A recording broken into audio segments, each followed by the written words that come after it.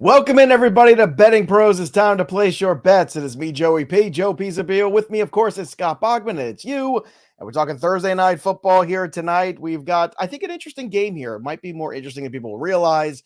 It is the Dallas Cowboys at home taking on the Seattle Seahawks. Both teams played on Thanksgiving. Now both teams are playing on Thursday night. So a little bit of good scheduling on the behalf of the NFL. Who'd have thought crazy things happen? Scott Bogman, before we get to the game, I realized I found the perfect gift for you for Christmas. I'm getting you a membership into the Ryan Shazier Book Club. I hope you're excited about that. Yes. I agree with that. I would love to be in the Ryan Shazier Book Club. Got me off guard on that one.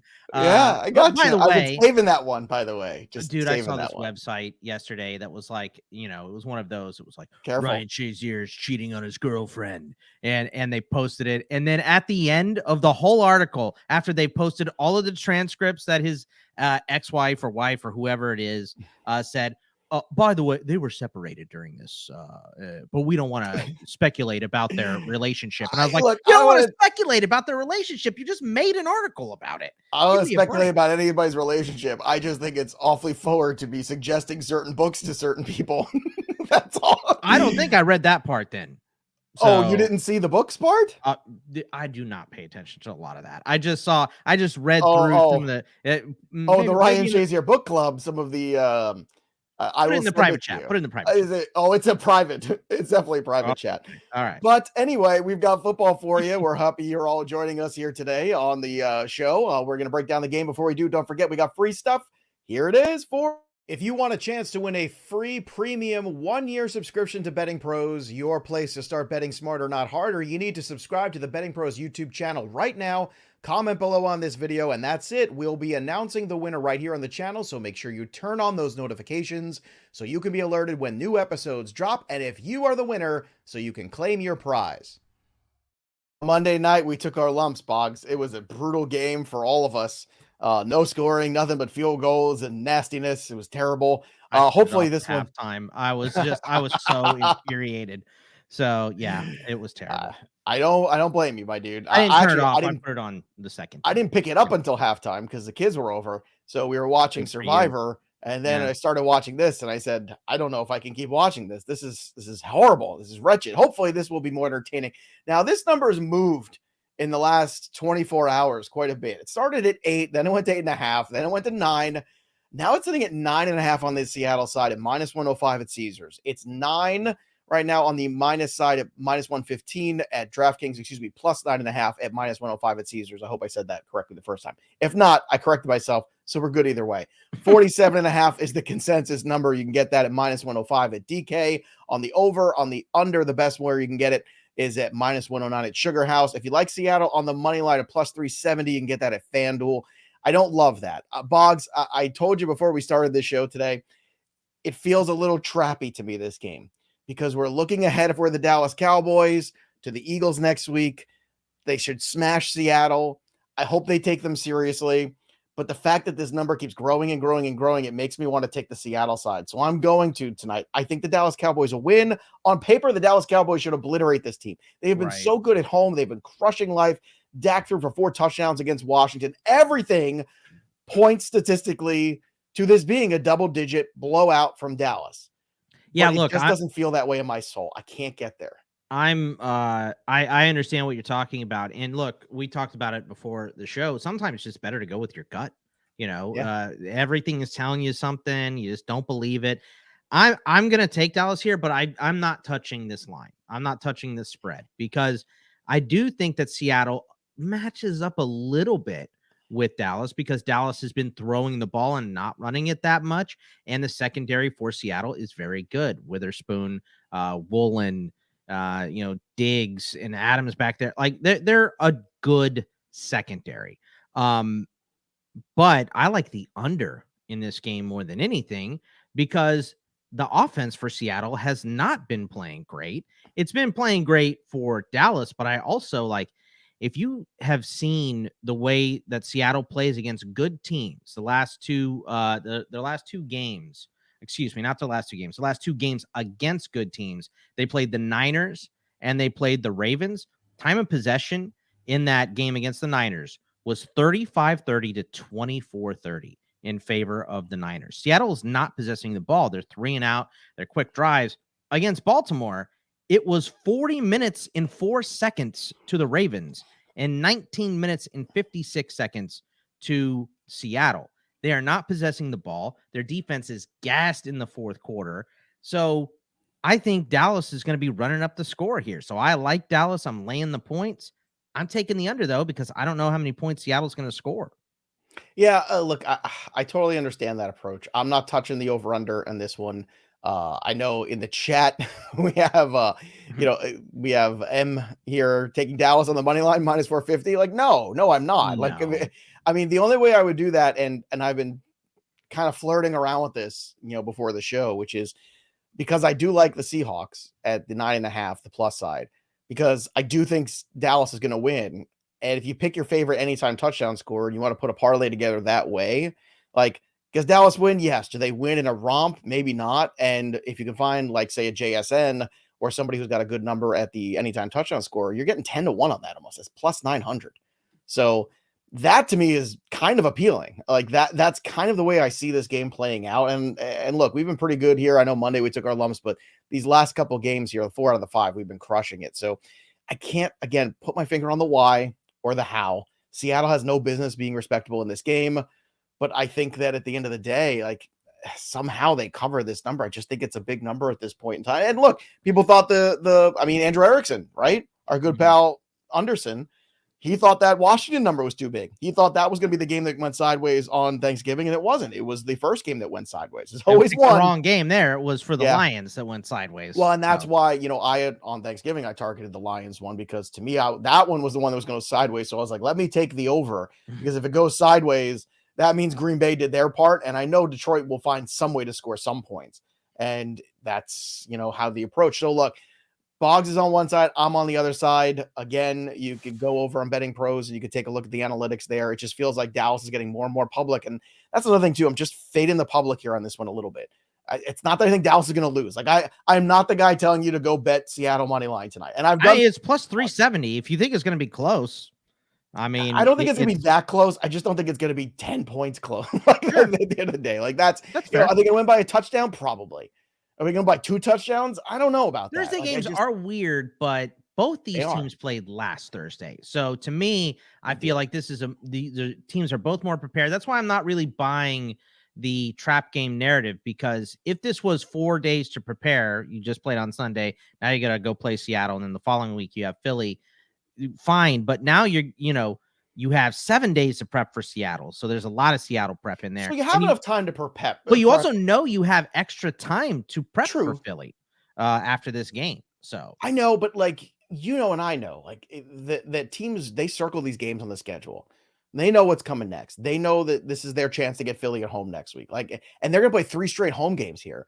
So I'm not saying like it's lax, but I'm saying there might be a little lax in there. Like it might be a little like hiccup here where maybe they don't get off to that, rock solid start in this game. And maybe they got to claw their way out and they win. And you never feel like Seattle's going to win this game. Yeah. It's one of those where you're never in doubt that Dallas is going to win, but maybe it's just a little bit more sluggish. Maybe they just show up. Again, maybe I'm completely off base here and Dallas just completely rolls, but either way, we've got you covered here. So we will continue to move on here. Debro, by the way, has an anytime touchdown score. We'll talk about that in a little bit. Before we do, a reminder here, Wednesday, Friday, NBA Talk live here on the channel. Best Bets live right here with Matt Modi. Make sure you are checking that bad boy out. Matt's doing a great job. It's 11 a.m. Eastern. He is here live on the channel, so you can ask questions too. But we're going to transition into NBA season. We're still going to be doing a lot of football, playoffs, all this stuff. We'll be doing March Madness before you know it, but that's a long ways away. In the meantime, check out the NBA channel. A lot of fun stuff going on there. All right, Boggs, let's get to the prop bets. Maybe we feel a little bit more comfortable there. And let's start with Gino. Pass attempt number is pretty high, 34.5. You're Mr. Over, but you're taking the under here, minus 105. Talk to me. I mean, it's been a rough month for Seattle, right? And I do expect them to be losing in this game, but also it's that time of possession that I talked about against the good teams. I just don't know if they're going to hold the ball enough for Geno Smith to pass a bunch. And I think the smart thing to do with this own line and knowing that Gino's also a little banged up, by the way, coming into this game, remember. But knowing that this pass rush for Dallas is going to destroy us if we let it. I think you're running the ball a bunch if you're Seattle, especially early. You're keeping that offense on the sideline. You're not letting them get momentum. You want to control the clock. So I think there's two outs to this. I think it's either if Seattle's in the game, it's because they are effectively running the football and it's working for them, because I don't know that they're going to be effectively able to pass all over. I mean, maybe late when the defense is gassed if they're on the field, but the other side is they get blown out. And with Gino banged up, maybe you see Drew Lock at the end of this game. So I think under on this is one of my favorites today. I can't wait to see, though, if let's say that, things go really sideways for the Seahawks there and Dallas puts up another, 40 points or something. Like, well, maybe this is the Dallas blowout and that happens. I'm fascinated to see what that number is next week then for that game with the Eagles in Dallas. Yeah. Like, I imagine it's Dallas. It's funny. Philly's not even favored at home against San Fran, which I still can't wrap my mind around. I still struggle with that. I think that line's just completely wrong. The Niners keep winning games big and the Eagles keep winning games tight, but the Eagles are also playing very, very hard. They have a hard schedule. Right? Yeah, and they're finding ways to win these games. And I think you just start believing you're going to win every game. That happens. It happens in baseball. It happens in football. I mean, I imagine that line if Dallas absolutely smashes, and then the Eagles should lose that game. What do you think that line is? You think that line next week is what? Dallas minus 4.5? You think it's still Philly by 3? I think it's Dallas. I think it'll just be the home team between both of them. I mean, they would have to get beat they'd have to get ragdolled by the Niners to not be favored at home, I think, even against Dallas. So all right. Let's go to the next one here. You got a couple of Charbonnet props, so let's talk about those. Yeah, look, what I just said about Seattle and the passing, I'm going to go with the over 18.5 receiving yards and over 3.5 receptions for him. The yards is minus 120, but the receptions is plus 3.5. Charbonnet has hit this. He hit this a few weeks ago. He didn't hit it last week, but he had 4 catches with that terrible time of possession where they only held the ball for 25 minutes. And I think your strategy, if you're Seattle, should be, the blitz is going to get to you at some point. Have a dump down guy, and Ken Walker's not playing in this game. So I think Charbonnet is going to see a lot of passes early in this game.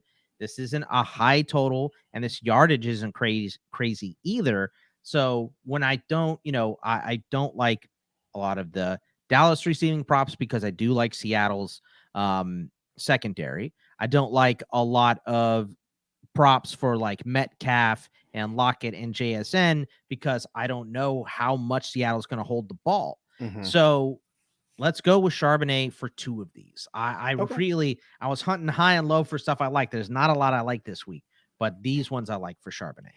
All right, Jalen Tolbert, 19.5 receiving yards at minus 115. You're going over on this one. Why? Yeah, it's because he has been targeted 18 times over the last 4 games. He's played more snaps last week than Gallup, and I expect the Cowboys to get up big in this game and for some of these lesser-known guys to come in and get involved. We saw Kevontae Turpin catch a touchdown at the end of the game on Thanksgiving.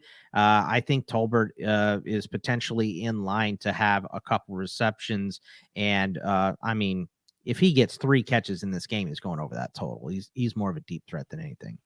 All right, so Tolbert is in there too. Let's go on the defensive side. We always like to do that. So Micah Parsons, 0.75 sacks, a lot of juice, minus 145. So you got to put this with something else, but still a good way to maybe start some lock things. Maybe you put Parsons, Charbonnet, and the Cowboys on the money line, put some things together there that you think are just easy ways to make money tonight. But you're going over, you're looking for a Parsons sack, which I understand because last couple of times we've seen Seattle's offensive line, man, Gino's been getting lit up there. He got lit up in that Rams game. And why he's hurt.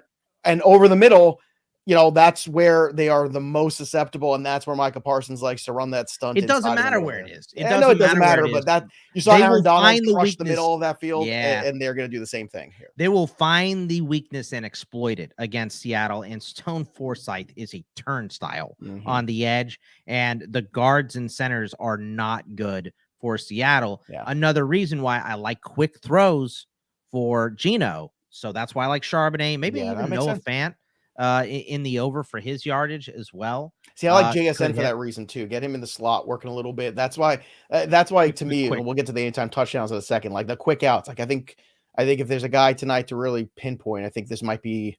I don't want to say something silly like it's a breakout game for JSN because I don't know if this is the game you're breaking out in, but Sure. I think there's reason to be very hopeful down the stretch that JSN is going to continue to emerge in this offense. We've seen it time and time again with these rookies down the stretch of the season. This is what happens. We see Lockett, I feel like, fading a little bit in He's this also offense too. playing not at 100%. He's not So 100% yeah. either. So also we want to welcome newbies here. Landon, hey guys, just found you guys a couple weeks ago. Love the show.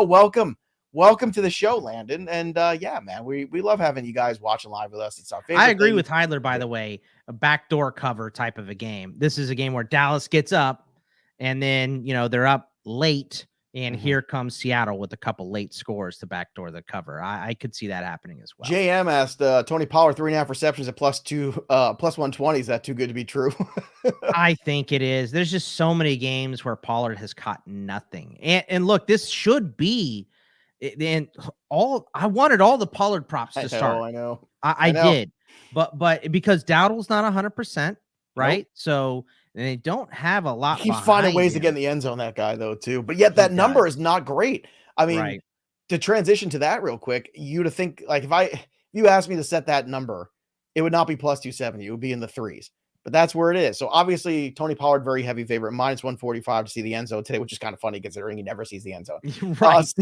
Right. Like, that's just like, you might as well light your money on fire. CeeDee Lamb, minus 125. Okay, I get that. Charbonnet plus 105. Again, not a lot of value there. Ferguson plus 180. DK plus 220. Brandon Cooks 260. Now we're getting somewhere.